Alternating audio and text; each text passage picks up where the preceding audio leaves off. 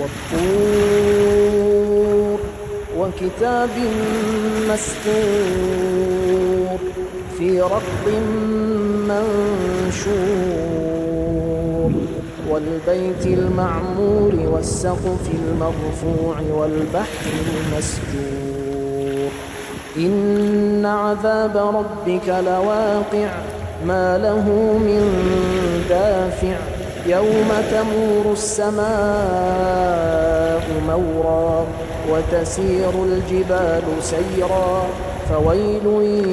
يومئذ للمكذبين الذين هم في خوض يلعبون يوم يدعون إلى نار جهنم دعا هذه النار التي كنتم بها تكذبون